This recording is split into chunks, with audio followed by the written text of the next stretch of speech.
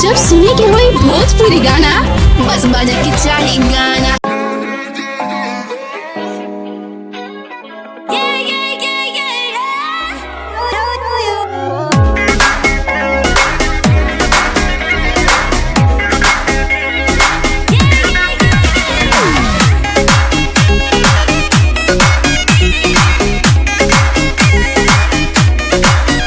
इसकी पहले से ही ऐसी फितरत है जी, इसलिए तो मुझे इससे नफरत है जी।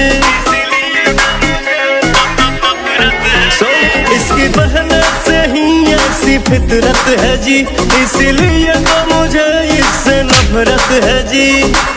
पहले तो धीरे धीरे दिल में बसेगी, जिससे फंसेगी उसी को डसेगी।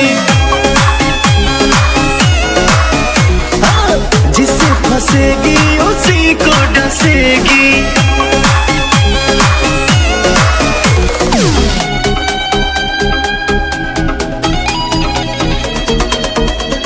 उसी को डसेगी।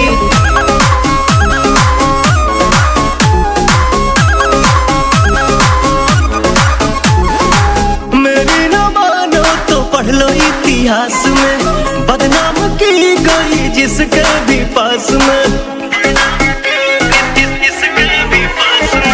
मेरी न मानो तो पढ़ लो इतिहास में, बदनाम की गई जिसके भी पास में। बाहर से रोएगी भीतर से हंसेगी, जिससे फंसेगी उसी को डसेगी। जिससे फंसेगी उसी को डसेगी।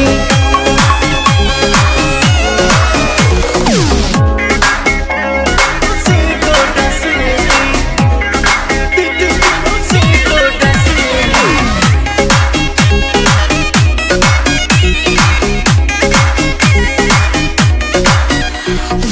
साजन दीपक जो हमारा ना होगा, उसका कहीं भी गुजारा ना होगा।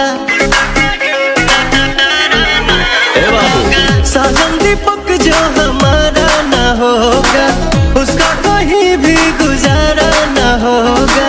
आंसू पवन को कभी ना डसेगी, जिससे फंसेगी उसी को डसेगी। जिससे फंसेगी उसी को डसेगी।